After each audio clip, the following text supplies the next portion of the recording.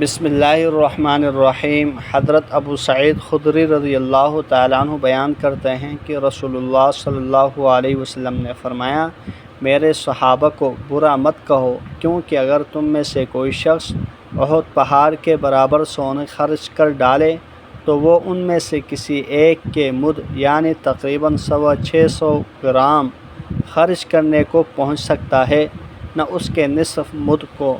متفق علیہ۔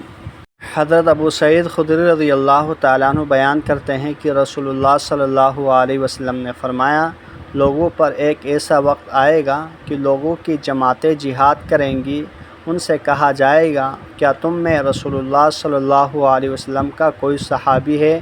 وہ کہیں گے ہاں، انہیں فتح ہو گئی۔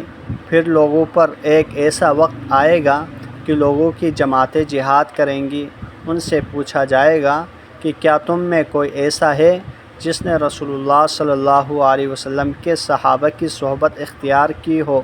وہ کہیں گے ہاں، تو انہیں فتح حاصل ہوگی۔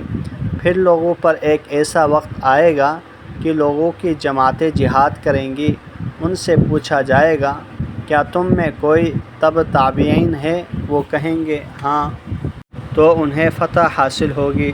اور صحیح مسلم کی روایت میں ہے کہ فرمایا، لوگوں پر ایک ایسا وقت آئے گا، ان میں سے ایک لشکر بھیجا جائے گا تو ان سے کہا جائے گا، دیکھو کیا تم میں اپنے ساتھ رسول اللہ صلی اللہ علیہ وسلم کا کوئی صحابی پاتے ہو؟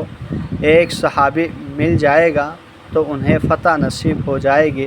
پھر دوسرا لشکر بھیجا جائے گا تو ان سے کہا جائے گا، کیا ان میں کوئی ایسا شخص ہے جس نے رسول اللہ صلی اللہ علیہ وسلم کے صحابہ کو دیکھا ہو؟ انہیں فتح حاصل ہوگی۔ پھر تیسرا لشکر بھیجا جائے گا تو کہا جائے گا، دیکھو کیا تم میں کوئی ایسا شخص ہے جس نے نبی کریم صلی اللہ علیہ وسلم کے صحابہ کو دیکھا ہو؟ پھر چوتھا لشکر ہوگا، کہا جائے گا، کیا تم نے ان میں کسی ایسے شخص کو دیکھتے ہو جس نے رسول اللہ صلی اللہ علیہ وسلم کے صحابہ کو دیکھنے والے شخص کو دیکھا ہو؟